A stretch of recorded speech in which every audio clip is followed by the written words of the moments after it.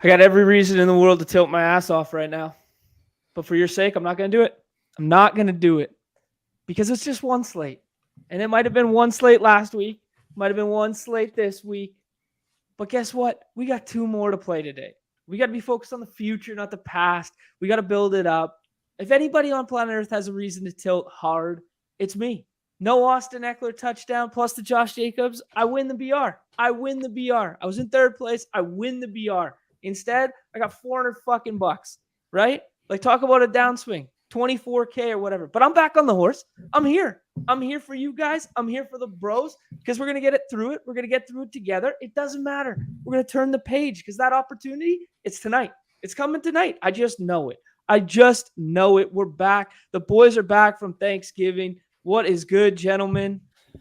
GM, how's everybody doing? Are we feeling like a little less tilted now? Are we how are you feeling, Numi? How's audience? Let us know in the comments how you guys are feeling. I'm over it. I'm over this week, but how you feeling? You know, we keep on. We keep on. Sooner or later, we'll have something to get excited about throughout the day, on a Sunday. But yeah, no, it's a for me. I'm gonna attack hoops hard. Like I told you in the guys in a little chat. My a future grandkid is gonna have pay the repercussions of tonight's slate if it does not go well, because we are what the kids like to call aping in. So yeah, I like it. I like it. With two drafts done, I guess, and an hour and a half show to go. So we will ape in after, but let's do it. We have the mindset. I want to talk about like one thing off the top, because like, you know how I am, right? Like, I like the theoretical stuff. I like the overarching. I like all this sort of thing. And one thing that, like, a concept when I used to do a lot of like poker coaching stuff that I would talk to with players is soft tilt.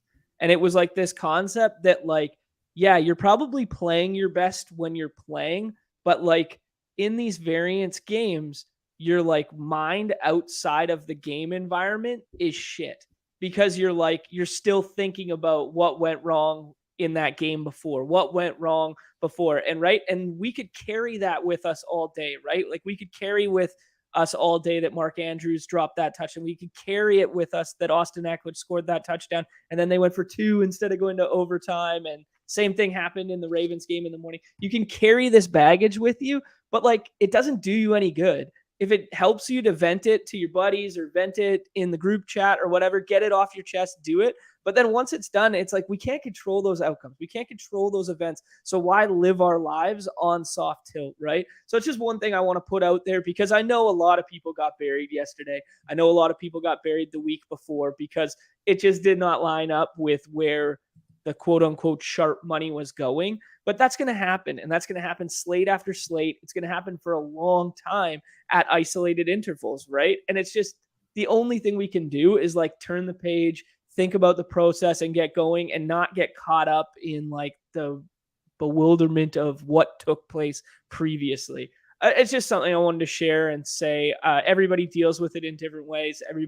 I understand that I'm an anomaly when it comes to losing money. Like, I feel nothing, but I guess when you've done it at the amount that you have, it's just kind of exactly.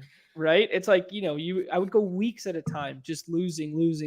Right. Well, I mean, that's just the mindset that we have to put. I mean, we are playing GPPs, so straight up, I'm going to incorporate the DFS because it's the same. It's the same thing in macro wise. Like, we are playing GPPs. You are going to win like 5% of the time. That's even high. Like, you're going to lose a good 95 to 98, maybe 97% of that time.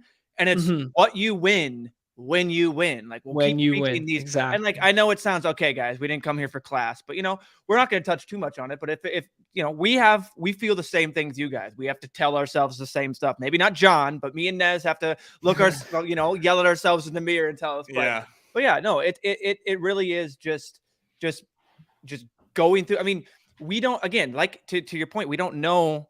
These slates are what, 24, 25, 26 now total slates. Like, we don't have a big enough sample to even tell if we're doing well, to tell if who's doing well or anything like that. So to come in here, I've been like, oh, I'm going to. Well, I think Paul's doing well. Is he? Yeah. No, I think 2 more years. We'll see after. We'll see after.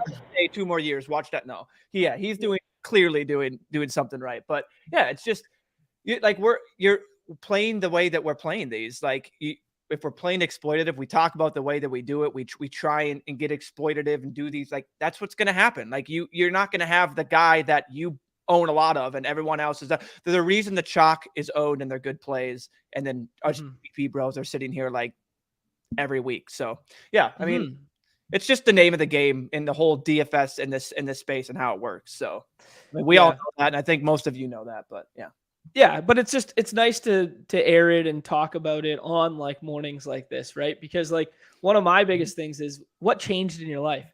Like what changed in your life, right? Like I was at the dog park when someone shot me a message that I was in 3rd place, and like I was like with some buddies, and I was just like, yeah, you know, maybe I'll go home and watch the last like 5 minutes of that game, come home, see the Austin Eckler. I was like, what changed in my life? Like, would it have been nice to have won instead of lost? Yes. Would it have been nice to have that money? Of course. Can I visualize, what I would have spent some of that money on? Of course, right? But like the nature of it is that what changed in my life by something not going my way in that football game? Like nothing. I woke up. I'm still here with you guys. I'd be here regardless. You know, I'm still going to do whatever with the remainder of my afternoon. I don't know. It's just like we talk so much about macro slate view, macro whatever. How about macro life view when we're just talking about these contests? There's going to be another slate. There's going to be another game, and it starts right now, right? Yep. Just got to turn the page, man. Exactly. You guys have a nice Thanksgiving or what? I did. Had a great Thanksgiving. Killed it with my dishes that I brought over to the in-laws. My soup was an absolute smash hit. My cheesy potatoes off the charts. So my my dish EV is just like through the roof right now. So taking that with me through this week. Oh yeah, I love that. Yeah, mine was fantastic. I had a good little reset. If it wasn't for me just spamming drafts while on the open roads yesterday, I would have had very low volume, like maybe 150 in play. Like only was doing stuff at night at like 11 o'clock, like to 12, like dead tired. Just I gotta get some lineups in because I mean, I sent you guys. We played just board games all day, went and did all that stuff. Big family, all that. So yeah, it was great. Nice. Little reset. And all that, so we're ready to go. That's why I'm ready just to dive into something. Just ape right in. Ape right in. Yep. Yeah, let's do it. We got to do justice of the winner here. Give him a shout. We don't have him in the winner's circle or whatever, but we got to look at that and just see kind of like what took some things down this weekend, and then we'll just jump right into that Monday, Thursday, because I got thoughts. Because I've been in there. You guys been in there? I think I've done 20 so far, something like that. Nice. I have not. Because I get too biased when my Steelers are playing. So I will end up just like going all in. Jabbing in George Pickens and everything. I'll take like Miles Boykin, Steven Sims, like Zach Gentry. Like, don't get me started. Like it's not good. We won't. I've done 0 of them. I did a couple of the the Sunday night, Monday night, and that's it. So I did some last night. I haven't done any of these ones. Nice. So what's the Thursday night game then? Because I know it's Indy, Pittsburgh, Bills and Patriots. Bills, Patriots, yeah. Okay, so which is a fun one to talk through. Yeah, we'll talk through all that stuff in a second here. Yeah, I was just thinking through the quarterbacks. It's fun. So yeah.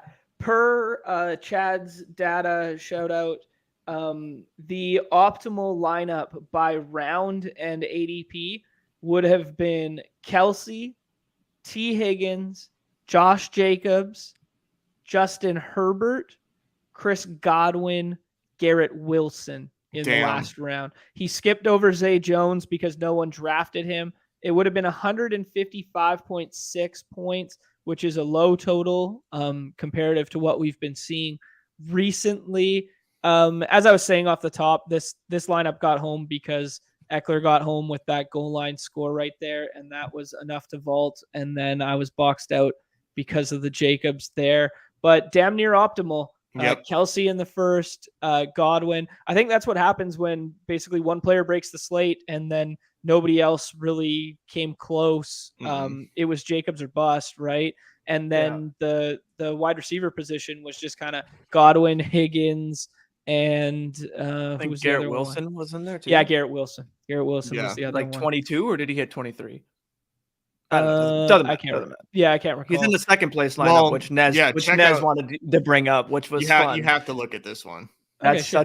such a funny Oh, lineup. anything to say? I mean, pretty smart to once we got the Mike Williams was out, I started doing some of this too, pairing the Herbert with Eckler. No bring back, which was interesting because that game environment I gravitated to a bring back in almost all of my builds. From there, I was kind of more on I was really high on Eckler, but I was more on the other side of that game in pairing Kyler in the 6th round, opposed to having to take Herbert in the 4th or 5th. But I imagine in this lineup, he might have been able to get Herbert in the 6th. So, I mean, not much to say. Nice lineup, hit all the right pieces. The tight end scoring this week was very, very, very, very flat and low. Kelsey was the high scoring tight end on the slate that was in play, I think. Yeah, but he didn't separate, but still found It himself didn't in the late separate. lineup, which is Exactly. interesting. And Herbert was a 6th round pick, by the way. Okay, there you go. Perfect. Yeah, and then the second lineup, you wanted to look at this. There we Damn go. right. Fucking right. This is what we're talking about. This is some GPP bro shit. Danny Deals, big respect going with that Mike White and Garrett Wilson stack. I know Chip talked that one up, had a little bit of that. Chip doesn't get credit for that, by the way, because he admitted to it being a bit and backed out. So like as soon as you as soon as he took off the mask, like you don't get credit for it, Chip. You gotta lean in. You gotta lean in, and you didn't, and you did not. I like it. All in all, man, like I think this weekend it's very interesting. I feel very, very confident and comfortable with the way I played. Mark Andrews was my highest exposed tight end. I thought he was a sick piece that you could get in the 2nd and 3rd round sometimes that people were kind of off. He put up enough where, he made lineups viable. But if he catches that touchdown, he's the high scoring tight end on the slate. Maybe that game goes to overtime. Lamar gets that with there. We talked about Jacobs. We talked about how we were buying the dip a little bit there. Most of my Jacobs had run backs associated with it. I did have some one-off Jacobs. We talked up Rachaad White. We talked about Garrett Wilson. Nez threw the tweet about Garrett Wilson being like, yeah, man, like as soon as Mike White's in there, like 2-3 turn guy in some respects. We talked it through with Pete, how we liked him a lot. I mean, like some of it was hyperbole, but like these guys were mixed in, right? And I feel very comfortable about how we played this week, or at least how I played and where my exposures were at and the builds I came out on, and just didn't get there. Just didn't quite get there in the end there. I let the Josh Jacobs midweek injury spook me too much for a guy who is hashtag my guy. Numi knows I pre like best ball season. I was all over Josh Jacobs, like pounding the drum for him, like thinking he was going to do well. And that's what hurts is like whenever like your guy gets home in a smash spot that you should have been on, but like, just like leaned in too hard into like that news of like his calf injury. Like, okay, well, here we go. Like we saw Amir Abdullah get used a little bit last week. Like this might not be the Jacobs usage week that we need. So then I ended up going way into Devontae like everybody else. And Devontae Adams, it doesn't win you anything. So yeah, I kicking myself a little bit there, but I was okay with it because I went in on Jeff Wilson before the steam hit, and had a lot of Rachaad White too. So like you said, I can't be too mad at like the process, but that's just something because that's like a hashtag my guy that I wish I had more of. There was a couple spots that you just brought up there with the process that was admittedly some pretty big run bad. Like I've been talking about the Andrews touchdown and whatever, when you can dial into all these plays or whatever. But from a macro level, like that Miami game and not flipping, Adams and Tyreek kind of flipped. Their ADPs didn't flip, but the way people were drafting them flipped as the week went on. And a lot of that had to do with ETR pushing Adams up there. And then, JM talked about how one or the other scores 30 points every week and this and that, and they were in a great game environment in Seattle, whatever. But we did get some real bad run bad with that Miami game. That was the nut low like outcome of that game. Like things could not have gone worse. Like you get the Tua almost injury, like fuck that. You get the defensive touchdown. Like Mhm. literally, like you could not have scripted a worse first half for the Dolphins if you were Yeah. playing them than what we got. And A Smythe touchdown, some Trent Sherfield usage. Jeff Wilson gets injured halfway through the game, then magically comes back, but he missed like 3 series or something like that. Anyways, it was just a very strange week because I wouldn't ridicule the process of that Miami game. Like, I still would go back to that well. Was blowout within the range of possibilities? Yes, but we thought that Texans team could hold serve and push them enough to go back and forth. And then you saw it at the end. They had just already taken Tua out. And like, it was like Red Zone kept being like, hey, are they going to put Tua back in? Are they going to put Tua back in? Because it was like holy shit, this is getting like a little closer than it should have. Right. So, yeah, I mean, maybe Mike McDaniel should have kept his foot on the gas a little bit more till like that 40 number. But I think the ultimate bad process pick was probably Mahomes. Right. I mean, like he wasn't in like many or like any of these like top teams here, and all of those, a lot of these QBs were up there in ceiling, like toe to toe with him, and him being that high with not having many stack partners was really like, you know, that didn't get there. But I still had a lot of Mahomes, but that's probably the one that I have the most regret about was taking Mahomes where I did. Yeah. This Paul told me not to bring up his lineup because it's gross, and it is. It's admittedly terrible, Paul. But I'm just clouded.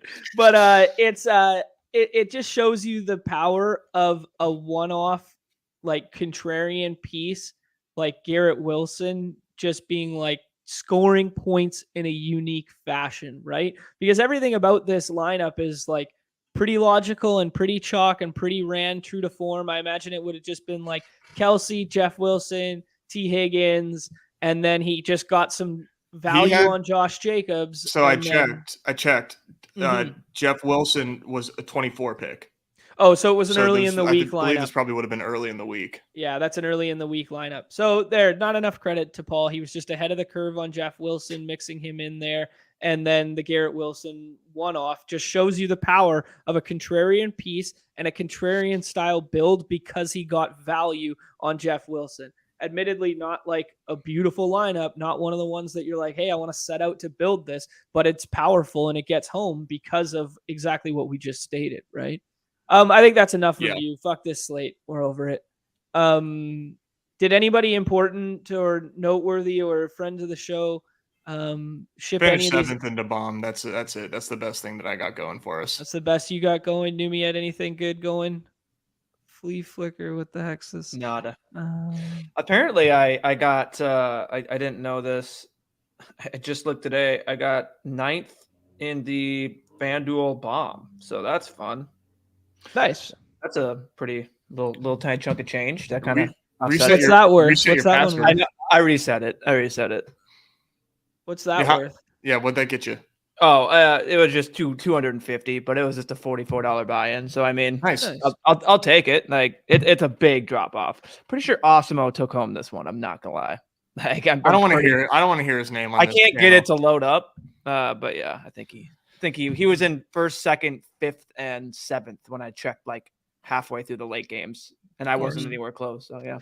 I want to talk through one last thing because it was a conversation I had with somebody in the Discord on Friday night that was talking about T-Box being in the NBA contest and T-Box being like position 2 through 7 and like whatever. He had 8 of the top 10 spots locked up, something like that. Yeah. I just want to bring up that like he's a very good player, but it's like the power of emulation, like imitation is the most sincere form of flattery. So when we see players do things consistently and have success with them, we try and imitate that behavior pattern. But if we don't know the context or understand further down the rabbit hole what this player is trying to execute in doing it, we will bury ourselves. So trying to replicate T-Box's strategy is not something I would say to anybody, but I would say it's a very, very viable strategy in these contests, but it's extremely high variance. So if you start seeing T-Box at the top of all those leaderboards and all this sort of thing, just note that it's a big bankroll strategy. It's basically getting hyper exploitative in terms of consolidating all your ownership around the same targets. It plays very well in basketball, but like the downswings associated with that will be much larger, but the wins will be much greater as well. So you have to be very risk adverse to deploy that kind of strategy. Anyways, just an overarching thought that we were having a little back and forth. I will do something a little more like deep dive on that to explain a bit better, but let's just jump into tonight's slate. Have you guys drafted anything yet? I have not. I did. Okay. I won a $15 showdown ticket last week, so I threw that in there on this one. I was waiting for my Steelers to be featured, so I won it from a Steelers Bengals contest on DK. So threw one in there. But like I said, I am like I have way too much bias with my Steelers. You asked me what I think tonight. Like I'll tell you, smash the money line. Like Steelers are not losing on Monday Night Football to the Colts. Like they're just not. So that's my take. But on the flip side, though, these Bills are going to be fun to stack against the Patriots. But I think a lot of people are going to think back to the playoff game last year where the Bills absolutely steamrolled. I did not. That's that's smart. That's where I think that people are going to gravitate to. And I think thinking about this in a contrarian way, a la Showdown, I think the Patriots here make a lot of sense in drafting with the way that the Bills defense has been playing as of late. I think Mac Jones has looked better. I think Patriots is a unique stance to take here. Where have you gone since you've actually been in these streets? I think okay. I've gone everywhere because it's just kind of like where the builds and stuff lead me. But I think what's happened with this is it's a very, very clear top 7 picks. And then it's a lot of wide open, fun talent after that. And I do fear that someone getting the Allen Diggs is like within the range of possibilities that probably should not occur. But basically, if it does, it would have to occur a very specific way. I'll talk about that after. But I think basically Josh Allen is the 101 every single time. The only time I've seen him not be the 101 is Jonathan Taylor one time. So that's 25 drafts. I've only seen JA not be the 101. But basically the board runs out the exact same every way. It's either Josh Allen at the 101. Then it's either Diggs or Taylor at the 2 with like I'd say 80% frequency attributed to Diggs. And then at the corner, they just click Taylor Ramondre, or in the rarer instance, they click Taylor Najee, and then Ramondre gets paired. So you get some game stack correlation with your first 2 picks there. And then the Josh Allen owner is left with the exact same decision every single time, where it's just Singletary and Pittman and Gabe Davis staring them in the face. And I think, so if everybody did you guys follow? Yeah. I'm thinking in my head. Yeah. So what happens with all these same patterns being replicated over and over again is you really have to force yourself to get different late because you can't really forego the projectable points early because you're going to create, you're going to give some people some really sick teams and you're going to create like a big drop off in projected points.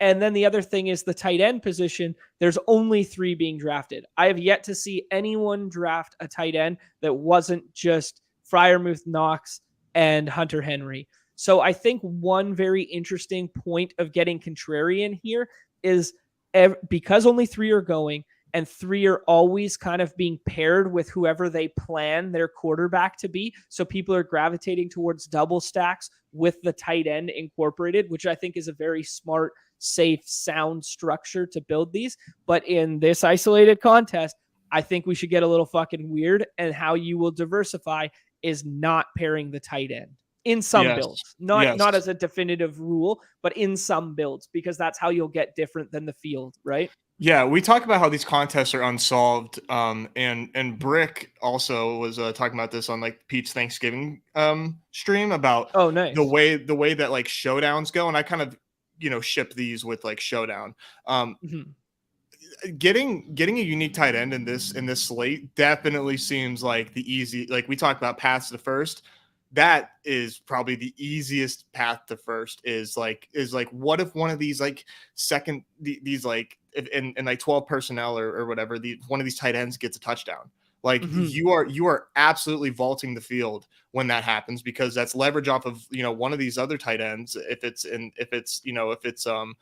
let's say Gentry over Freiermuth, or you know, I don't even know, is Quentin Morris even going to play? I wouldn't even do that. But like Jonnu over, Jonnu over Hunter Henry, because Hunter Henry should have had 2 touchdowns, and everyone remembers that second touchdown. So he's going to go so much.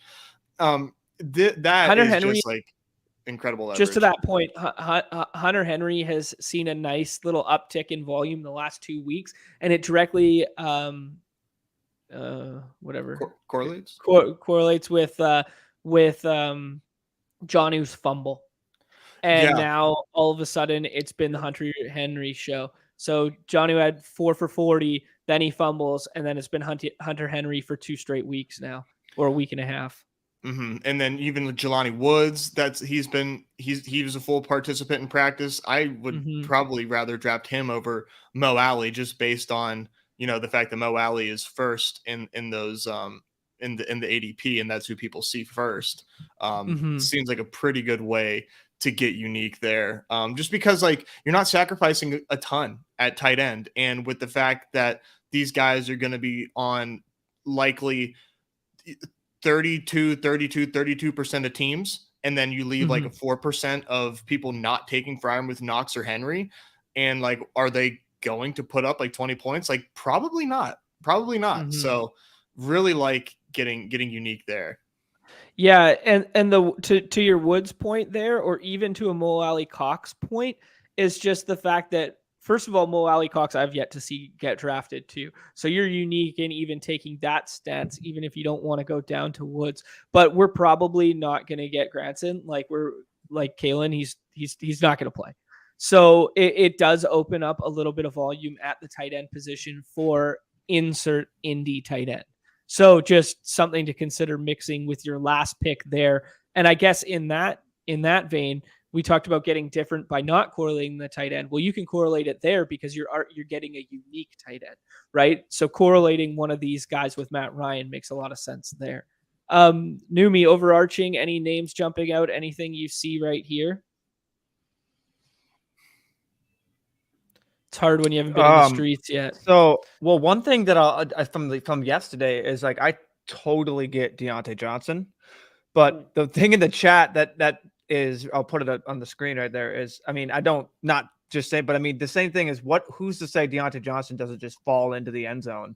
And on these 2 game slates, where is he going? Is he last round, 5th? Because yesterday he was literally 6th. He was a last round pick in so many. And I'm just like, I just feel that's just like the quote unquote bet on talent. Like, you know what I mean? Like it's, so that's an interesting to me. I'd put that Numi in the same bucket as the DeAndre Swift one on the Thanksgiving 2 gamer, where it was like DeAndre Swift's available in the last round of 3-man drafts. Yeah. What the shit? Okay. Yeah. We just got to throw some darts. Yeah. And you can put every stat out there. Anyone can say anything. Totally agree with it. I see it, but it's just like, he's, if I have to go just snap log, Nez, you can probably tell me, does he come off the field like that much? And no, I mean, he's the number. It's George Pickens, Deontay Johnson, and then like Steven Sims, and a little bit of Gunnar Olszewski, your boy.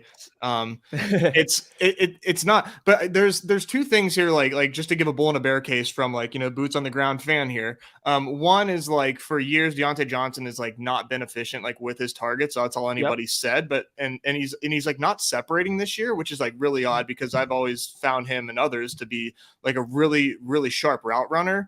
But on the flip side of that, there's some squeaky wheel narrative.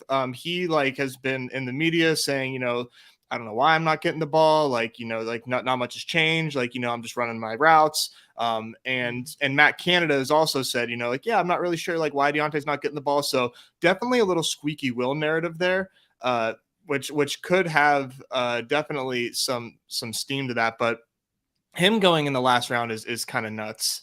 That's just my thing, is like, if put him in the 4th or 3rd, wherever he's going, like it's kind of a different story, but I'm talking, just last round, Deontay Johnson, a guy that's on the field. We know who he has been. Like we know, I mean, we know he's not that prolific guy that's going to go out there and get you, your 10 for 150 and 2 tuds all the time. Right. But like, again, who's to say that these goal line, they don't just, or anything it doesn't happen where he just doesn't just catch a touch. I mean, I don't know, that I feel like that's the thing, is like the recency bias is hitting so hard with them. And to John's favorite point, it is a 2-game slate.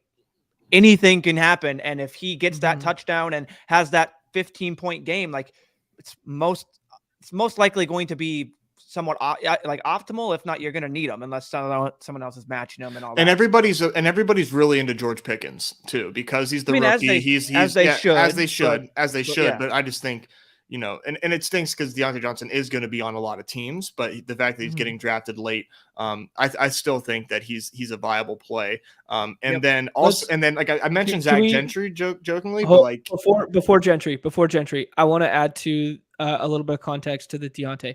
Deontay has outsnapped George Pickens every single game this year. Not overly surprising. George Pickens is going ahead in ADP. George Pickens box scores the last 2 weeks look better. Leone has now updated their projections on ETR. They have both floor and ceiling projections for Deontay Johnson greater than George Pickens for tonight.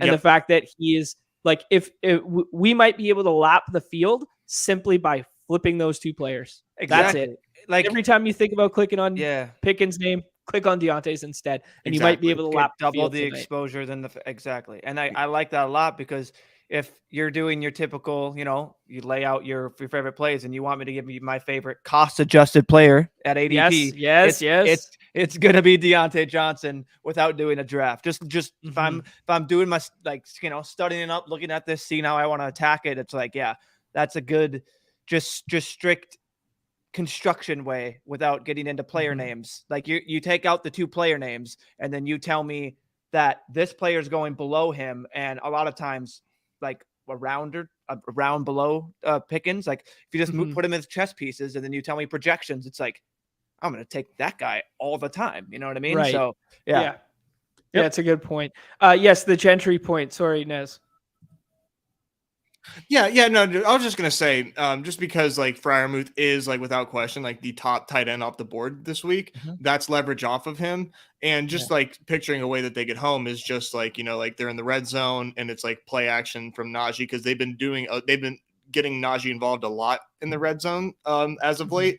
So I could just see them doing a little play action, and then it's just like a boot to Gentry. So get ready to clip that. That's definitely happening. Ooh, I like it. We know tight ends, random tight ends on showdown slates. So damn straight. That's the narrative. Yeah.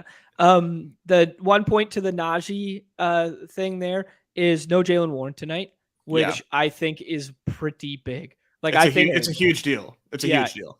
And then the other thing on this slate is Damian Harris is trending in the wrong direction and also going undrafted at a large percent of the time.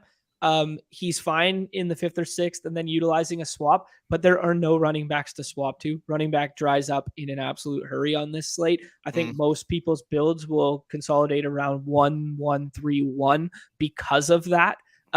Unless you are drafting from the 3 hole. So let's envision a way to flip the build.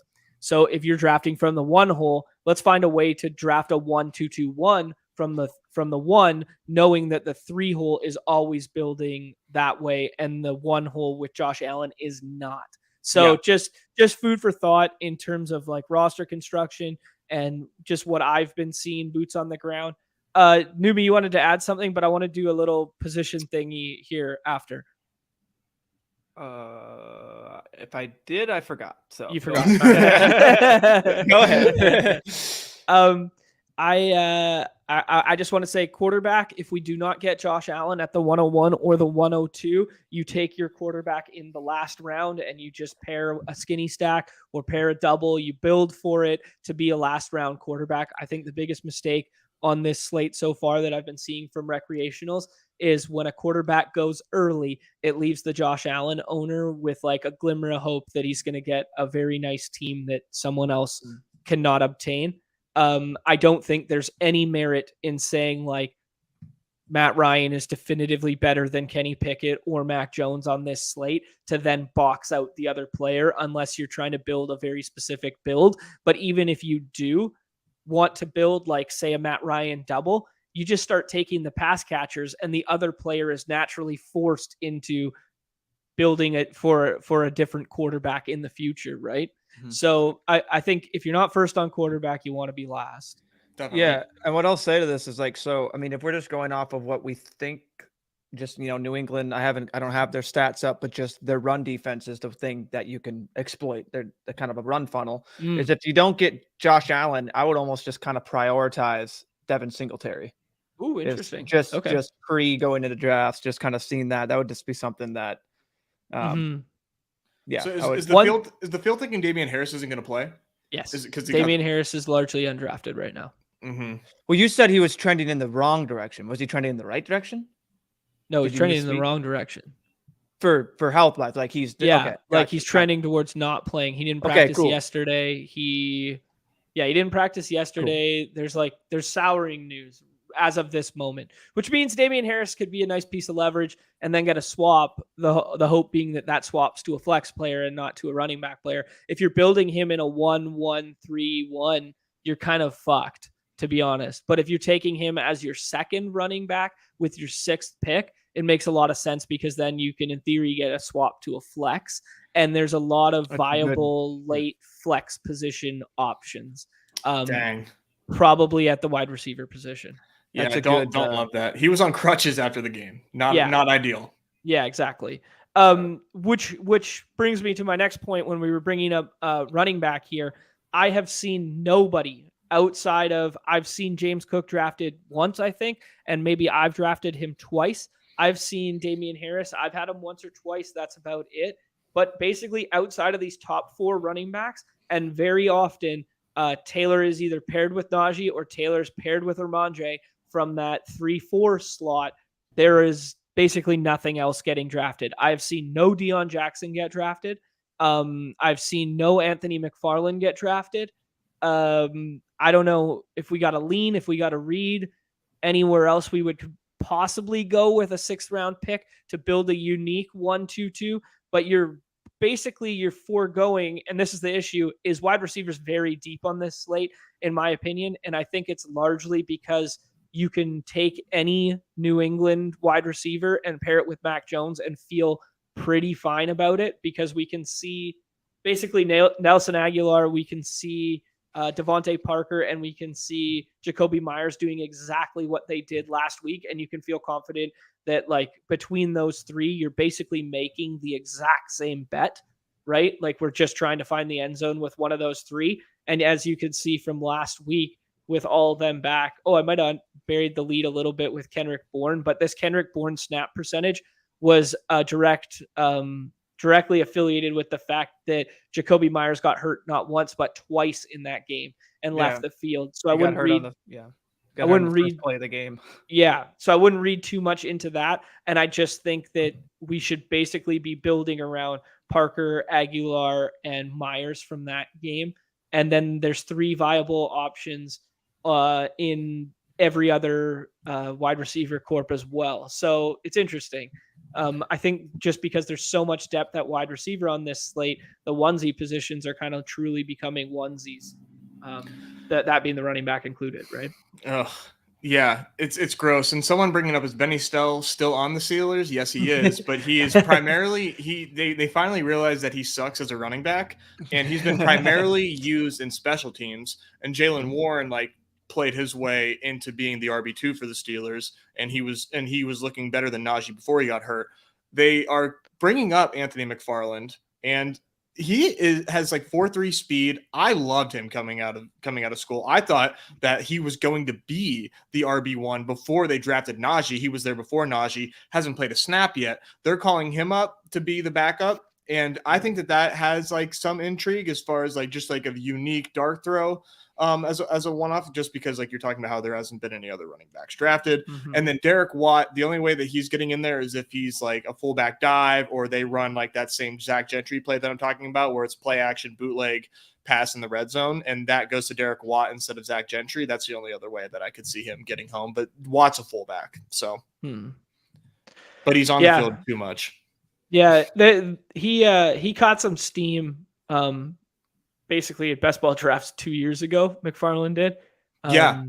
I was yeah. because what Brett Coleman had like pumped him on his YouTube channel as far as like rookies that he really liked, and McFarland was one of them, and I was with him. I thought that in my own Steelers, you are because they're the featured slate tonight, Chip. You're gonna sit your ass down and listen. I thought he should have been given more of a chance, but they apparently didn't like him. So, but he's getting a chance tonight, and we'll see what happens. We'll see what happens. Yeah, elevated from the practice squad. Be interesting to see if they go to him or Benny Snell. I don't have a lean there, but given what you just said about the special teams and stuff like that, I wouldn't be surprised if it was McFarland who just kind of jumped right into the Warren role and Snell's role didn't really change. Like, don't get me wrong. Yeah, it's but very like, thin. we're trying to get unique. Yeah. Okay. Before I want to jump in a draft, but I just want to like basically bring up the fact that with injuries and whatever that, this 90% snap rate is like old school Najee. Like after Jaylen Warren was hurt and whatever, it's just like that's old school Najee where we can just bet on volume. And that's basically what we thought we were going to get from Jonathan Taylor a couple weeks back. We got it when Deion Jackson was hurt. And then Deion Jackson comes back and he played all the trailing snaps, all the third down, all the 2-minute drill, and kind of lowered Jonathan Taylor's ceiling by his presence. I think Deion Jackson is in play, especially if you think they're going to be trailing. But this is the lower total of the two games. It's the uglier of the two games on this slate so far. They are favored, which is kind of like maybe not baking in that trailing script, which plays to Deion Jackson, but just throwing another name out there.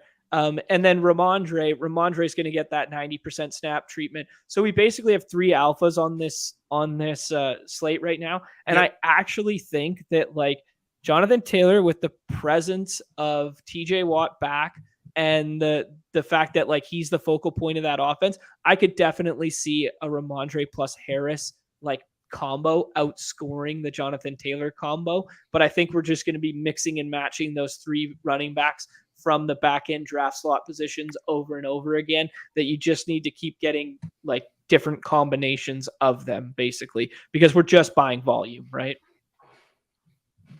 Right. Mm-hmm. That's a good shot. I would like to see, I'm sorry, I was delayed there. I would like to see some how those different combos look. That would be that's interesting to me. What do you mean? Yeah, what do you mean really? Dude, I'm just on troll mode today. You said you said I was on a delay, and I'm just like, oh, really? You were? That's what you were reallying. I thought it was my other. Yeah, nothing important. No, I'm just here to disrupt the show. One other one I want to pick your guys' brains on is full game onslaughts without the quarterback. And this primarily plays to the Bills, because basically the only way to onslaught the Bills with Stephon Diggs is to do it without Josh Allen. Or if you onslaught the Bills with Josh Allen, it's going to be without Stephon Diggs. I don't know. I just want to note that you went purple and it was almost over for all of us. Yeah. The purple background down bad. Purple background is down bad. Did you see what happened? Yes, I just changed it. I told you guys, if I go purple background, we're fucked. Like if we're purple background, we're fucked.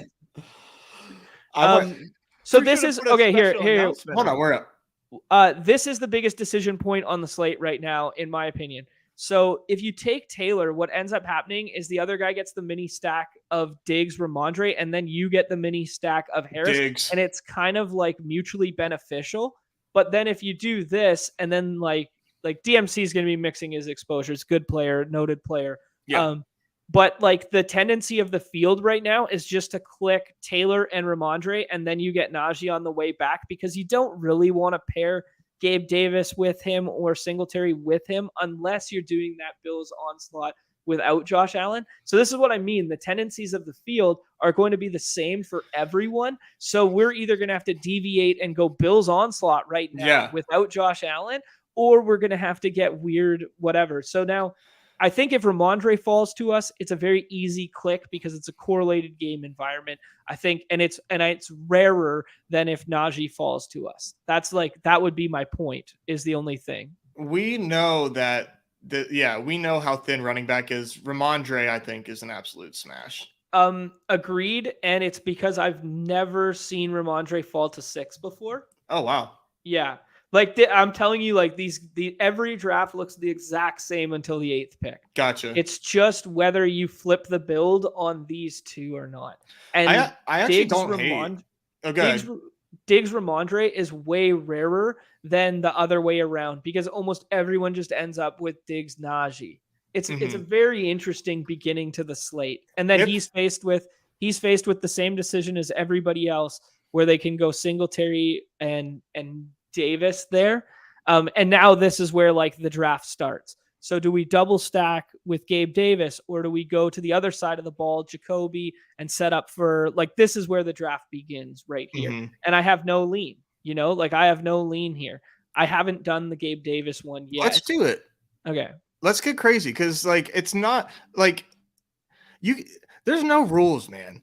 We keep seeing week after week where like the correlation just like is just not that important.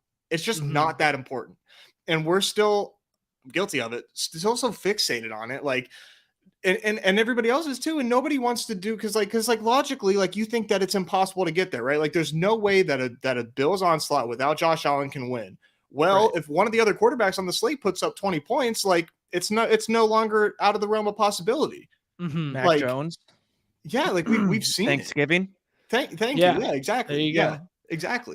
Okay, so then that begs the question, like, do you take like Jacoby here and then you go Henry after, or you go Knox after, and you make it a full game slack with Mac Jones at the quarterback, or do we dabble in the other game environment? We got 5 seconds.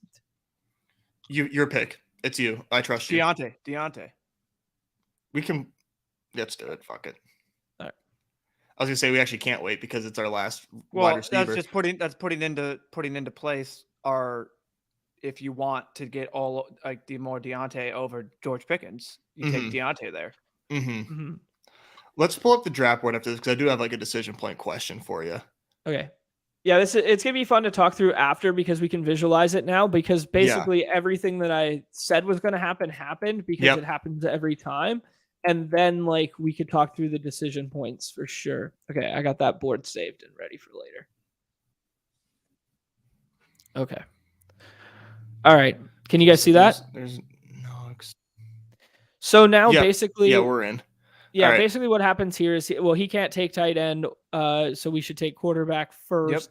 And it becomes, the choice is it going to be a Hunter Henry double with Mac Jones, or do we do something weird, go Kenny Pickett, and then take a bring back of one of the other tight ends? What do you guys think?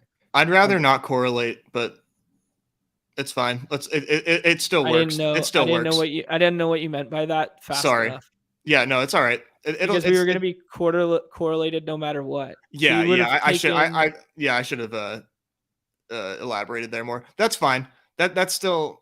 So who would you have taken there? I meant when I said correlate, I meant like with the game of I was looking at Bills. So I probably would have taken Pickett, but that's me being me. Numi, who would you have taken? I think I would have taken Pickett. Okay, interesting. So but this still works. And then because, well, I don't know. It brings in the Zach Gentry play that we were talking about. If we wanted to double stack with that and get weirder, I see. I mean that's getting really weird. But now we take Hunter Henry here, and it becomes a Jones Henry Ramondre run back off of the double Buffalo, and then we just have one piece from the other game. Yeah. Okay. Like that. This is well constructed. Okay, so now I want to bring up the board because I think you guys are you hadn't done any yet, so no. I think you guys are seeing exactly what I'm seeing now, where the decision points on the slate all start at about pick 7, right? Maybe pick 6 is when they start because the first 5 picks are the exact same, and the only way someone's going to get Josh Allen plus Diggs that I can logically come up with that I've seen happen one time, but then obviously got boxed out, is Jonathan Taylor goes first, Josh Allen goes second, the person on the end takes Najee and Ramondre, and then Diggs comes back. It's going to probably exist, but it's going to be at a less than 1% frequency. And if it occurs in that regard, I don't think the draft should be thrown out. I will just throw that one out there. But if it occurs in like a different regard, the other way it could occur too is if the third player is a recreational and doesn't go double quarterback or doesn't go double running back and pairs a quarterback with a running back and then the player comes back. It might happen right before lock for someone who's max drafting or auto drafting, whatever. It might exist, and I think that's kind of like the only way it can happen. I really like the Deontay shout that you guys both talked up here. It's just like Deontay could be like the biggest point of leverage on this slate because Pickens is going ahead, because Pickens is projected higher ahead. Yeah, I don't know. What else you guys seen on this board? Well, it seems like we're going to get 1,000,001 Josh Allen, Devin Singletary teams, right? Mm-hmm. Would you, what I was going to ask, and like it was definitely way too in the weeds. That's why I wanted to wait. If you were the first guy here, would you ever like say like, screw it? And like, I'm not taking Devin, like I refuse to build yet another Josh Allen, Devin Singletary team and just punt that. Oh yeah. I've done it a lot. Yeah. Okay. Yeah. And I've done like punt running back, or I've been fortunate enough a couple times to have Najee fall and those be one-off running back with Josh Allen. But I've punted it for sure and then taken James Cook in the last round or like that sort of stuff, right? Mm-hmm. So I definitely have mixed and matched in some regard, but it's interesting because we're dealing with I don't know that we have a game total. Do you have a game total? I'm looking on my phone here. If we have for Bills Patriots, yeah. I haven't seen one yet. Okay, let me. But if I was to guess, I would say like 46. Yeah, I mean, I would definitely. Let's see. 43. So yeah, I'm seeing 44.5 with Bills 5 favorites. I mean, we're dealing with two games where one's at 40 and one's at 43.5. Like they're both kind of ugly games, and we're just going to be hunting for who the touchdown scorers are, who whatever, and we're trying to make perfect combinations in this. But we can also build stories where it's like from that Josh Allen one, we build Bill's onslaught of like Singletary and Knox, and then we forego the Pittman, and then we come back and it's Isaiah McKenzie and insert New England wide receiver run back. I wonder who high on went there. Is that like, I feel like that's like 9 times out of 10 Paris Campbell. Let me see if I can pick look 18. On my phone. Yeah, well, Paris Campbell falling to 18 is dang. There's another draft pulled up on my phone. Dang, don't have it. Sorry. Crap. What if we go completed? Would you agree? Like if you were No, I don't have it. No. Okay. Yes, I would agree. One of your Josh Allen teams, probably. Yeah, I would agree with that. Just to see who you've been taking last pick.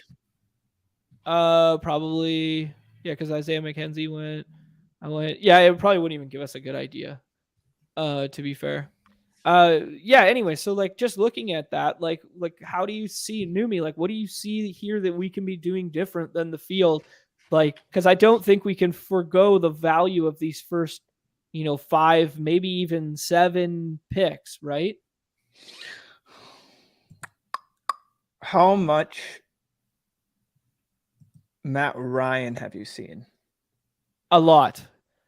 This is probably an more anomaly. Mac than Jones, or Mac than Ryan, or I see more Matt Ryan than Mac Jones.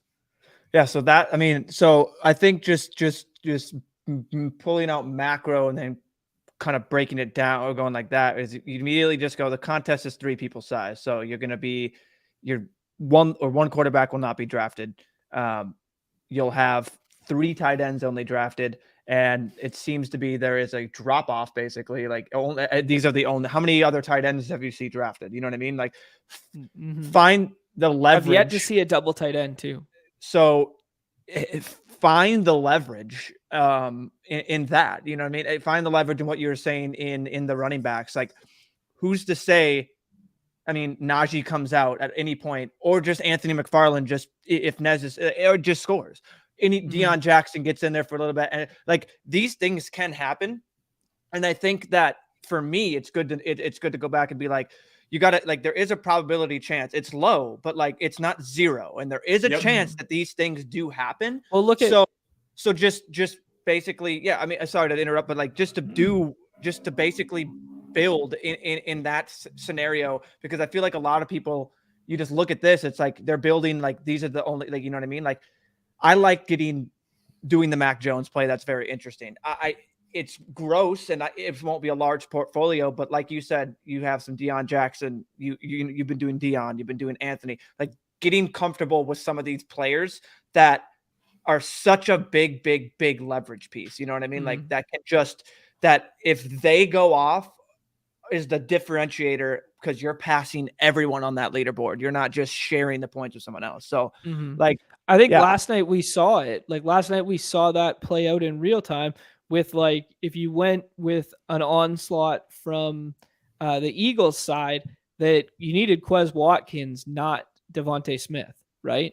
You needed to get lucky and build it out with you need to get lucky and get like Jalen Hurts plus AJ Brown plus Miles Sanders, which was really rare. But then you also needed to then add Quez Watkins to that, right? Which is most people wouldn't even have thought to. It'd been like, okay, well, we onslaughted all the best plays already. Why would I add Quez Watkins to this, right? I really like that double tight end shout. Really like that. Like that, I feel like you are rarely going to see on this slate. And I'm trying to think like where would be the best to do it. One spot seems kind of fun to do it. I think 1 makes sense, but I think 3 makes a lot of sense if you forego the running back value. So you have to make the decision in the second round instead of the first. So I think the optimal spot to do it would be from the 3 hole where Diggs falls to the 3. Yeah. I think waiting for that to happen and then going double tight end is really, really smart. This another one that Chip brings up is JT going 101 to flip the board. And flip the build. I think so. I do think so. And I've seen it twice now, but the teams do turn out quite ugly and basically the same as if you had done it the other way. You get what I'm saying? Because what happens when you try to flip the board from the front end in these drafts is Josh Allen still goes 2, Diggs still goes 3, then the person who gets Diggs then pairs with Ramondre, then the person who has Allen does the exact same thing with Najee, which is exactly what they would do at the end if you let Najee fall, right? So it's like the board doesn't change that much until it's deep, right? Well, that, and then so to that JT 101, if you in theory just do that, you take JT and you assume the people go there, then if you also just then pair him with Devin, like you're then getting even more leverage. That's a great point. Josh Allen, you know what I mean? So newbie, that's a great shout. A huge point of leverage on this slate is JT plus Devin Singletary, because nobody's going to take Devin Singletary at the second spot when they take JT, and nobody's going to take Devin Singletary over Ramondre. So a huge leverage spot if you flip the build will be JT plus Devin Singletary. Yeah, just find those. Does Chip have the stones to do it? Oh, he will now. but I mean, because I mean, you just have to tell yourself, and maybe what was the slate that was it Josh Allen or Patrick Mahomes that Jacoby literally put up what he needed, like the same thing, you know what I mean? Like that slate where it's like, how could any of these quarterbacks outscore Josh Allen or put up and it was Jacoby? Like same thing in this 2-game slate, and I'm pretty sure, maybe I'm wrong, but I thought Mac either was very close or outscored him in that. I think he was close enough that it didn't matter. Like so Josh Allen 30, and then Mac was like 28 something, and naked Mac was optimal because of the pieces you got in the first round. Yeah, I need to find Mac. Not optimal, but he was 23-28, but still, I mean, you'll take that, from a last round quarterback. Okay, so should we do it? Let's try it. Let's try it for the stream. For the stream, we got 2 sharp drafters behind us. Okay, so DMC takes Josh Allen here. Chip takes Diggs plus Ramondre, gets that game correlation. If he gives up this guy, a Josh Allen plus Diggs, I'll shoot him in the dick. Chip, you're gone if you do that. You're booted forever. Okay. Gun to your head. Don't fucking do it, man. 3-mans are so gross. They're fun. They're fun. They are a lot of fun. You don't want to see this slate in a 4-man tournament. I'll tell you that. Okay, so now he's poised with the same decision as he would have going here, right? Which is the exact same thing that is if we had flipped the board in the middle. Yep. You get what I'm saying? So if we had just taken Singletary, so you can do it from the 101 and 102, and you'd instantly get unique. But what happens here is if he does opt to just be like, if he was a recreational player, right? I think DMC recognizes the combinatorial ownership of getting Najee plus JA is like way sharper. Yeah. But then So we go there's ahead, one. we go ahead and take Singletary here, and I think Mhm. we flip the board pretty nicely in that regard. But then the question becomes, What do we do? Yeah, what Yeah. do we do now, right? Because Fade now it's board. kind of like we got the flip, but then like now the draft starts, right? So I do think there's merit in I was doing gonna say this. Pat is fun. Yeah, Definitely. I think there's some big merit in just being like, yo, we're getting the 12 target game again. We get the value over replacement at that position now, and Yep. we're setting up for a potential Kenny Pickett team. Yeah. Yeah. But then the other fun thing is you could take Michael Pittman, then hope that what comes back to you is Deontay Johnson, and then you can build out either side of that with Matt Ryan and or Kenny Pickett. Right? Like there's so many avenues to go. Set yourself right? up Yeah. for a really good draft. And I think that's why I'm really enjoying this contest right now and been drafting more of them, is because there's a lot to think through in the later rounds that like we don't normally get, right? Mm-hmm. See, now like if I'm Chip right here, like, okay, so this is interesting. He takes both the indie guys, so he's setting up for that Matt Ryan, right? Yeah. Yeah. Yeah, I think I wouldn't have gone Onslaught there. I would have taken McKenzie? No, I would have taken Deontay Johnson, or I would have taken. Oh wow, this is fun. I think we have to take Jacoby, right? We don't have to. I don't know. But it's just it just seems like when you talk about drop off. I mean, maybe that's pigeon. But I mean, it seems like we would get that nice New England piece. Yeah, I think we do this, and then it opens our door. We're either going to get Mac Jones at quarterback, or we're going to get. What do you think? I like that. I said, there you go. I like that. Yeah. I just think that can we get an immediate George Pickens touchdown, and then George Pickens goes off and then he does another 8 game? Yeah, he can. But like George Pickens can also put up a 5 for or 4 for 63 just like that, and Deontay puts up the 6 for 60 and a tud or whatever. It's like we're I like it. I like it a lot. Just telling yourself the story, and this is what we're telling ourselves, and this is what we're making our bets on. Like we know, and it's very clear with. Wow, first double tight end I've seen. So DMC, are you watching?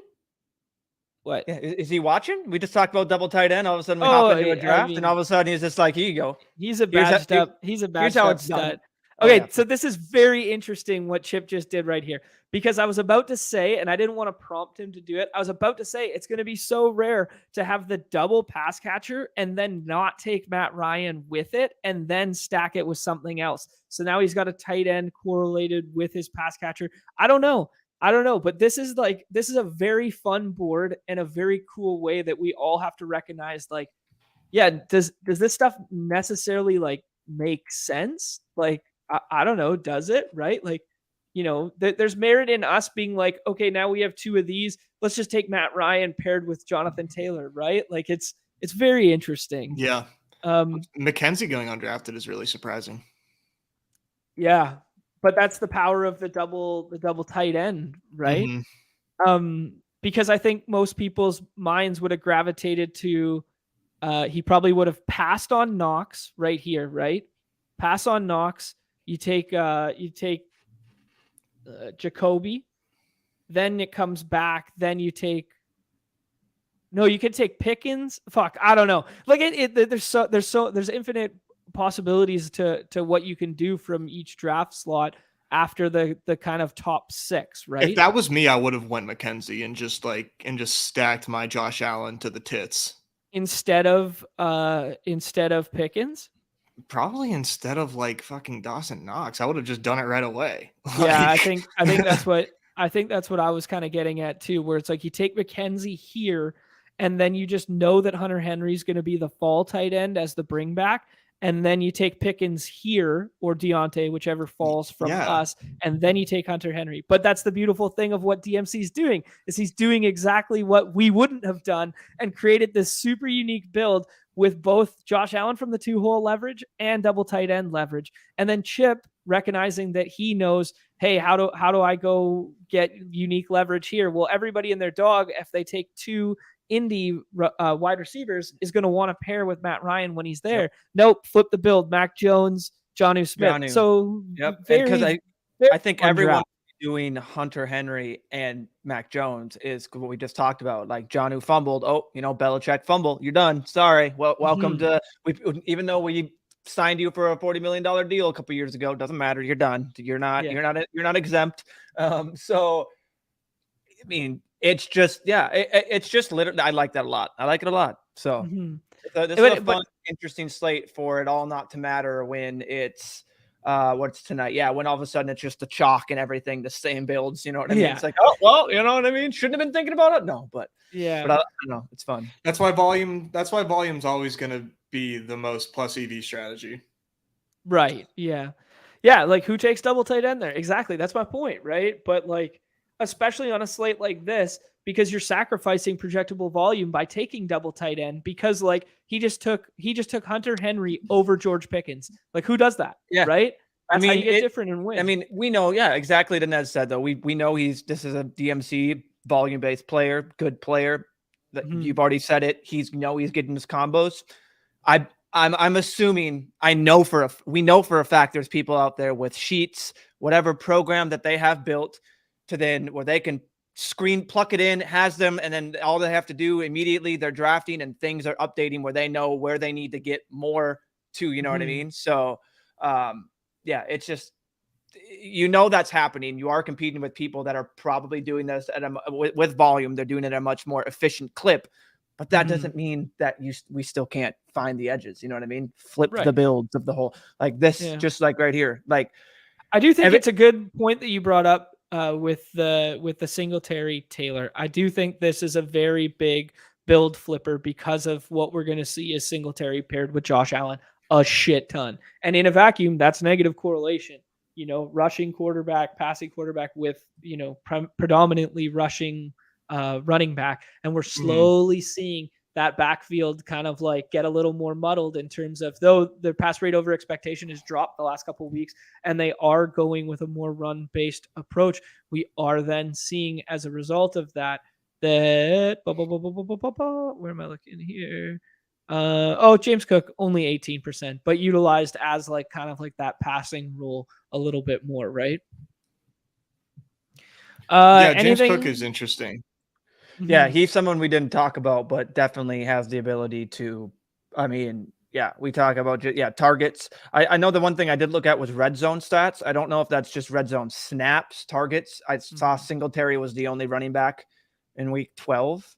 So again, I don't know. Yeah, I think they clearly trust Singletary more than James Cook.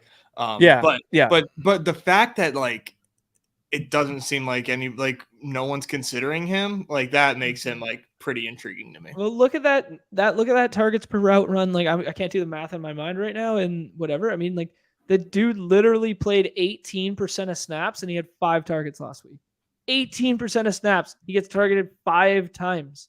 Yeah. Like you don't think that's by design, or do you think that's like he played 14 snaps? He was targeted on 5 of them, right? Right. Actually, let's see his let's see here. Okay. And he had 2 carries. So he played 14 snaps. They tried to give him the ball 7 times. It's pretty good usage. Yeah. Yeah. I'd say that's worth a little bit of an investment in the 6th round. Yeah. Right? Yeah, exactly. Yeah. It's just tough when it's $10. People I don't think people really want to burn like their $10 on like, because like, oh, well, I got to get this other stuff right too. Well, we're playing. What's top prize tonight? Is it 12? Is it 12K up top or is it like 6? I honestly haven't checked, but I mean, that's what you got to do. 3 Mike White onslaughts already for next week's slate. Jesus, oh my goodness. The bid is no longer a bid. He's got that dog in him. All right. You guys want to run? You want to run one more or you want to just jump to hoops now? When hoops, now hoops? Let's do some hoops. Okay, let's do it. Numi. Can I bring up your sheet? Can I bring up your sheet on stream anymore. Or no? It's not relevant. The slate moved way too fast. We got Numi's got to get in there and make some changes. Yeah. Speaking of that, I am in contacts with a special a friend of the show, Bizball, in helping me build basically a bottom up just full sheet for Underdog. That's just Underdog NBA. Kind of pulls in everything automated, boom, multiple sites. So I'm in talks with him. So The GOAT. but yeah, so we just had I have to pull up. So we just had Jason Tatum, who was questionable, didn't play yesterday, is now not on the injury report. Al Horford is out, and Jaylen Brown is now a midday questionable. Crap. So crap. So that's why people are talking about Jason Tatum. I mean, you can have this question every day, how you want to approach it. I know. What's your thought there? Top 3 pick. So I'm gonna be honest with you. I went through Lay it on me, dude.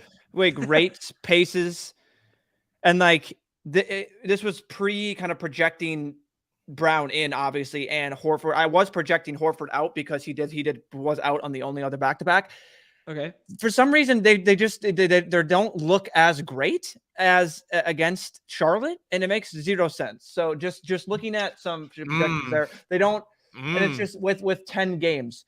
The other caveat is there's going to be a lot of second round Tatum teams paired with another first round. How I've immediately thought to do that is the ancillary Boston pieces are very fun in Derek White, Marcus Smart, Malcolm Brogdon. Can we? Grant Williams. Grant Williams. He's the GOAT in real life. We know that. Like he definitely has the ceiling. Like he definitely doesn't. Maybe it has the ceiling other than, but could do it. Mm-hmm. It's a little thinner, I think, but yeah, those guys become like more just interesting. I think what you said too, just real quick, like when in our minds, like we think like Tatum versus Charlotte, incredible matchup, and then when you look at projections, you kind of get like slapped in the face a little bit. I think that to me, anytime that's happened to me, I feel like anecdotally, I've always been wrong, and projections have always like really humbled me. That's kind of scary. Does that have something to do with a blowout risk? Like just the fact that they're like 10, 11 point favorites or something like that? I was projecting and other people. So I kind of view some other sharp people around the industry where they're projecting people in and out. Were projecting Tatum out. I wasn't assuming Tatum was going to play. I know other people in the Discord were. My thought was they were 10.5 favorites at home on a back-to-back. You don't need Tatum against the Hornets. It's the NBA, so it really doesn't matter. But I think it's tough. Like, so I will just put like the Boston is just, net rating, they are the best team in the league. Offensive rating, they are the best team in the league. Their defensive rating is where it kind of goes down, where they're 18th. So it's like one thing about their offense though, Numi, isn't it because it's like super spread out? So from like an offensive metric standpoint, like they'd be like so good from like a real life basketball like standpoint, but then from like a fantasy standpoint, because those points don't just funnel through like one dude, it's not as fun to play. Do. It's just harder to project when you have two guys of this caliber that you have Tatum and Brown. They're 1A, 1B. I think like honestly 1A, 1A, like they're very close. Like one you can Tatum's probably a little bit better, but Brown is all worlds, like everything. So like it's normally it's just when it's hard to project them, and when it's basically the same thing in DFS. If they have high price tags, they have high ADPs. You're basically taking them because you don't want to be burned, because it's likely that they do get there. They're not a lot of times going to project up there. I will say it does look like it updated. I don't know if it's how new it is. That's 41 minutes ago, but pre this even being out, Tatum, let me type in just Horford. Yeah, they hasn't updated it yet, but pre all that being out, Tatum was actually the 5th best player. So could probably move up a little bit up there. So, okay. It's really interesting. I think Chip put in our Discord that drafting later seems to be the meta. Obviously, if you're doing volume, it's a lot harder to do that. People can draft early and still capitalize on it. It's just with all these moving parts, like I put in there, I thought was a good phrase. I'm going to tout myself. Mhm. Basically, like you're waiting for the dominoes to fall. And then while you're waiting for them to fall, you're also just kind of picking what side of where they're going to fall. Are they going to land on the side that this person's out or in? And then how does that shape where or how you want to be drafting? I think that's the mindset you need to come in. You're going to be right, probably, or right, or like you're going to be right 50% of the time and wrong 50% of the time because it's just how it is. But that's a good mindset of to go in and draft is kind of like how you're going to do that. You may immediately get tired. Sorry, excuse me, of the NBA and it's nonsense and trying to project and do that. If you're just a true hoops guy, like I think me and a lot of these people in there where we just love hoops, we love to deep dive into it, we love all that, like it just doesn't matter, we're still going to play it. But like that is something you're going to have to come to grips is you're going to have to basically project how you think people are going to be in and out and adapt to a random mid-game upgrade and then a guy being fully healthy and stuff like that. So Yeah. It's like tough to talk about in the morning and have certain takes. A lot of the takes are going to be like this could be it. This could be it. There's going to be kind of more just like, you know, this and that gray take, you know what I mean? Just like, you know, this, that, like you just want to be ready to be on your toes. So. Yo, do I have to remind everybody? You're about to get us shut down. Oh! Is this because you think Blake's going to be relevant today? Is What that are it? you- what are you Sixth reminding round us of? Blake? 6th round Blake? No Al Horford? 6th round Blake? Is he in play, boys? Look at this. I think they might, if Noah Vonleh is still on the team, I think they might rather play Noah Vonleh. Okay. I just saw him starting. According to Roto Grinders, I saw him projected to start 3K Blake. I can't believe this. The world's this come hasn't this far. updated yet. So I'm interested to see what Stochastic has him at, but Blake Griffin is what the kids like to say dust. That man, I think he dunked for the first time in like 3 or 4 years this year, and everyone was just like, it was like the greatest thing on Twitter. That's so sad, man. His story so just sad. like really breaks my heart. The Clippers did him so dirty. They did I him know. so dirty. Like that Show is him the ultimate jersey rug. in the rafters. Right? How Oh my fucking dare God. you? Yeah. How dare you? And then you ship that man to Detroit? Are you Yeah. shitting me? Yeah. Well, yeah. And I know I'm gonna butcher. You guys are gonna have to tell me. It starts with a J. Is it Joka? Joka? How do you pronounce it? Is it Joka? I have no idea. Joka. It's Joka. Joka. Well, I'm gonna say What are you Joka. talking about? He's in our Discord, and he put a comment on here that I have on screen. If I'm pronouncing Friend it of the wrong, show. feel free to let me know. Yeah. Yes. Joka. Per the sheet, and just looking at the Hornets in general. Yes, they are. I love Scary Terry. So as a 6th round, I don't know where this has moved up. It's probably not that much, maybe point something. You guys are right. Perfect. Joka. Awesome. Yeah, I love me some Scary Terry. I think you guys touched on it as well. I don't know where, or they've been talking about in the Discord. Zion is an absolute just love it with everyone out on the Pels.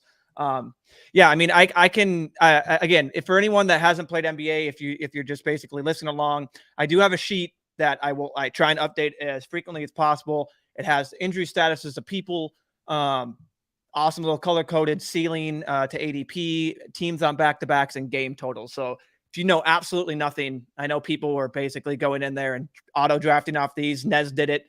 I've got 11 auto drafts so far. You can do that. You'll know immediately. Not financial advice. You'll know who you're gonna take over everyone else. Basically, when you see you have a 20 ADP guy in basically like the top 10, like you're gonna get a lot of him. Feel free to adjust with your rankings. Kind of that was Bam the other night. That was Bam the other night. I mean, and then he puts up usually, the 60, 58 or whatever. I usually do a good like a quarter of my portfolio on just auto drafts and just basically be like, you know, I'm none smarter than simply these projections. So let's just put the blinders on and hope you get into some like sick lobbies. In one of my auto drafts, I have a last round De'Aaron Fox. Whoa.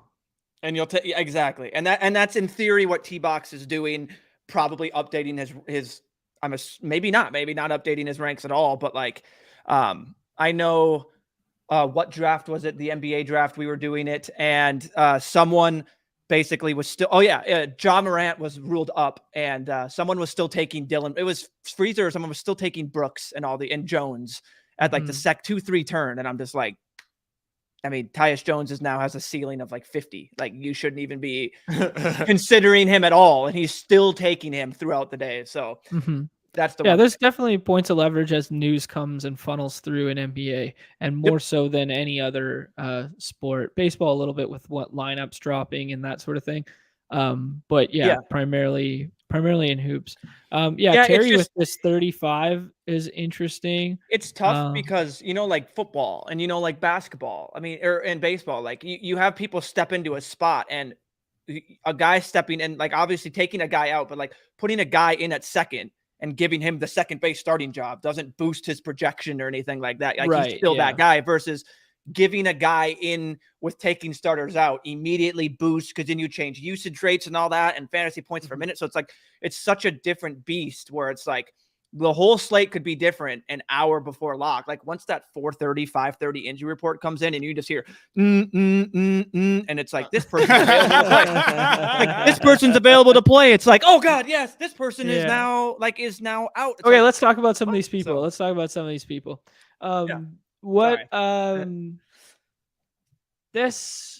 LeBron, Westbrook's out, maybe no AD.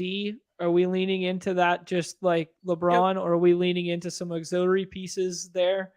Yeah, obviously. Well, I mean, so you're not going to not take LeBron for all that. No, of course, yeah. But I still like LeBron. So for what it's worth, Stochastic still has AD in. AD is always going to project higher than LeBron. Do they have Joel in? They do. Joel's their 101. So that's something that, again, I haven't drafted much. A lot of people are expecting Joel to be out. He's a very interesting case. I have no idea. Like, I know sharp people are also projecting him out, other than Stochastic, but they literally said, do not be surprised if he just plays. So I know Roto Grinders has him. It's 50-50 throughout the industry. So what's our leverage off Joel like being out? So if I fade Joel in the first 2 rounds, is it Shake in the 6th? So where's Tobias Harris going in ADP? Pretty low. So Tobias Harris, DeAnthony Melton, Shake. My take is that Paolo, he's back. He just came back. Shake's going ahead of Tobias and Melton. Yeah, that might be a box score watching, but he's been amazing. Good, very great. Don't get me wrong, but I mean, just going off these projections, I think it's going to be DeAnthony Melton and Tobias. But I do like Shake. Okay, what other Q tag guys can we leverage off of here? So we got. Is there anything to do with Davis? Yeah, so Davis is basically, I would say, just wait. I know he was a questionable yesterday, so it's kind of like they just put him on the Lakers guys always have a tag next to him. It's just something we got to get used to. Like, slap a tag on there, name it something. So I know, Tatum is now, I need to change that in the sheet. He's that. Pascal Siakam is a very interesting, very big moving piece, as him being in affects the entire Toronto. Him being out affects it, and we know that they become more relevant. It's basically, he's in, he becomes a clog, and it's like, we don't know how. It's like people will project decent, but like, we really don't know. And then to another person's point, if he's in Numi, is he like a top 10 pick, or is it? So is it not that they have crazy him, they have him as 13. They have him 13 overall, which is pretty darn close. I think that could move out with people moving in and out of the top 10. I also think that it's like, we don't know what to expect for his minutes, but if any team to go wild with a guy coming, it's freaking Nick Nurse and the Raptors. Like, oh, hey, yeah, we expect him to go play stints, and next thing you know, it's a close game, and Pascal Siakam gets 36 minutes. You know what I mean? Like, and he breaks the slate with probably third. Like, I don't know how much they're projecting for minute wise, but like, yeah, that's the one thing that's interesting. Plus, lowest total on the slate by a lot. Like, everything is 221 or higher. This is 215.5. Okay. So that's one thing to also note with this game. It's not the juiciest game. Yeah, doctor's like, it's in your groin. It's like essentially the groin. Like, they're just being more specific than just saying groin. Yeah. It's like groin, hip, something. So they okay, Mobley. Okay. Sorry, you go ahead there, my bad. There you No, go. no, we're good. Yeah, so Mobley doesn't really get drafted. There's no bigs left in Cleveland. That's a good shout there. Yep. So I need to Markkinen say, has the Q tag. yeah. Okay. Well, yeah, he's not like Cleveland related, but yeah, Mobley. I have a ton of Mobley right now so far in the late, but I do think Joka also bringing up that all of Orlando's out. Paolo is the only one to keep it close. Early in the season, Paolo was breaking all of these projection models and just like putting up nutty scores. And he's once again, he's not in like the top 40 in projections. And he's playing Brooklyn, who Brooklyn doesn't really love to play defense unless he's getting like Simmons on him. I think Paolo is someone to mix in. No, they're one of the worst defensive teams in the league. Yeah. That's and cool. well, the thing is, like, so that's recency bias. And the thing with Paulo is he wasn't even with these projection models. A lot of the time, if you wanted Paulo, you had to go against the projection models because that's exactly what you had to do early. Yeah, like he was just still people just like they're like, okay, he can do this, but we know what rookie, we know like they're smarter than me with these models, so like they know how to project them and all that. So like, yeah, this is there's pure plays out here where you can just go against like where the sheet has them. Like again, this is the sheet that I have to clarify isn't my gospel of how I'm going to be drafting players. It's kind of, again, it's a guide for me when I'm doing a lot of drafts. So like, yeah, I love Paulo, even though the sheet has him at 38. That's kind of a gut take play where you just go recency bias, ADP. Like this is a pretty nice play. Like that. Okay, give me some other. Let's get some more plays out here. Let's talk through some more like some late round guys you're targeting, or hypothetically will be some mid tier guys. Like what else do we like today? Clint Capella is questionable with dental. he had like dental soreness. I'm projecting him in. So basically that matters only for Aneka Okongwu. Trying to just go through. I don't know. Again, I'm sorry if I'm missing on any of these updates while I'm doing the stream, so someone can probably tell me. I know, is Kuzma in or out? Did he get? Yeah, Kuzma's got a Q tag still here. I see on their injury report he was updated, so he maybe is now. Kuzma's not on the injury report. Would you look at that 2 minutes ago? So maybe right. So Kuzma, we saw him ball out the other night, 2 slates ago. I guess 2 slates in a row, 2 nights ago. Good 6th round target there. Yep. Who else we got here? Westbrook's, is he in? This is crazy. Oh, he is going to be in. I thought he was going to be projected as out because he got cut in the middle of his face. Did you guys see that? No, I that's when you said Westbrook, I was trying to look for that. I didn't see anything about him. Oh, wow. Oh, you guys didn't see it? Like someone came down with an elbow, middle of his face. I miss all the Lakers games. I'm in bed by that time. I can't. Yeah. It's like 11:30. It's like, all right, halftime. Never Westbrook. I wasn't really recommending Westbrook. I was just talking about how that affects the usage of Braun if AD's potentially out as well. Let's just draft some teams here and talk about it on the fly because let's find some actionable insight here. This is a great take right here too. So I'll be a guy. And this is just me. I'm not a guy, 101. What a surprise. Let's go. I'm not one to care about defensive metrics at all because it's just like one in the modern day NBA. Yes, I would assume a big versus a big is going to guard that, but like, I just don't know who's going to be doing like, you know what I mean? It's hard. It's so nitpicky to put in projections that you don't know, like it's more manual input. I feel how you want to weight it. So I just, when I do that, it's just kind of, I try and throw it out the window. I think Miles Turner is a fantastic play today. Like just super recency bias. I mean, so another thing you can do is there are a lot of casuals that will play this. We like to say that, like, I mean, look at this. If you just type in Miles Turner and just click that box score, like people see 12. People see 12 and they see 42. They're like, oh, he did do that, but 12. And now he does play the Lakers and AD. Like, I think it's a fine pick. I think that's fun. Okay. Are we yoke at the 101 here today? I believe yes. So I mean it feels safer. I mean, I don't think we have to take the swing at Embiid, even if a 1.1 ADP is one of the highest ADPs I've seen in a long time. Yeah, I don't think I've ever seen 1.1. That's pretty shocking. I think it has to do with Embiid's Q. So if Embiid wasn't Mm. Q at all, I think that would definitely maybe it would flip it even it out around. a little bit. Yeah. So let's talk one about- thing that's interesting to me is Mhm. he may not be he may be 5th on ceiling rank, whatever. And yeah, Shea, man, like he's playing the absolutely decimated Pelicans. Like, Guys, just did you not see it? 2 seconds ago, I had Shea queued up for the 101. I did. And But I'm the Shea fan, man. I can't. You already know I'm into it. Okay, so who's decimated on the Pels there? Who we missing tonight? literally like everyone. So they are doubtful Brandon Ingram, out CJ McCollum. Mhm. That's the 2 big guys right there. Zion. Questionable. No, Zion, really. Zion's got no tag, but I meant, like, he's, questionable the only Larry one. Nance, questionable Najee Marshall. So like Larry Nance is another big one too, where it's just like it just gives more to Zion. So yeah, minutes wise for sure. We got AD going at 3 with the Q tag over LeBron. How do we feel about that? yeah, I mean Risky. it makes sense. Like if AD's in, I'd rather have AD, right? 100%. Like that 89-point That's a performance fun that he did start. was nuts. Like LeBron plus Embiid feels like a really fun start.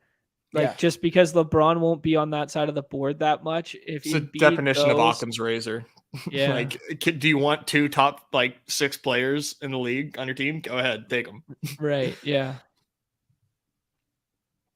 I don't know that he has a lot of equity in this just because these are all super teams, but I love Herb Jones for the Pelicans, and now that they're he can put up some stocks big time, but he but it's a little thin. I think you're looking at maybe 36 from him on a good night, but love Herb Jones just in real life.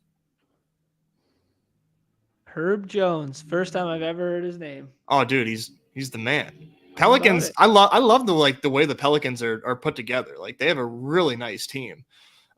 It's just not really coming together. This contest is kind of getting a little full, isn't it? Yeah, it is. Yeah, I just asked for another contest. So I don't know what happened over Thanksgiving, but those Thanksgiving contests filled mad fast. The Battle Royale filled fast. I know Battle Royale was smaller, but it really seems like there's been an influx of cash into Underdog lately, and it seems like these contests are filling like mad. I don't know, but they had the bonus refer a friend. You know what I mean? So that probably, I assume more of that probably went towards. Yeah, I don't know how many of these are new people, but yeah, that's a good point. So I think we fall into a really chalky build pattern here if we take DeJounte and whatever. But I feel like DeJounte should be going above the rest of this, right? Let's do Cat. Okay. And that's nothing to do with sure. T-Wolves. I just think. And then who else? Let's do Zion. And just got weird from it? Okay, cool. Zion projects really high. Yeah, okay. I mean, you want to talk about this is what I like to do, man. I just bump down a little bit of tier because you just see the people will get they'll be I need to get that guy. Oh, look at that ADP sitting there. It's just yeah. But DeJounte feels like a little bit of a different beast to me, but I don't know. He does, but he also is projecting kind of down there, past literally Cat and Zion project higher than him. So yeah, you said, man, Pelicans decimated 232 total.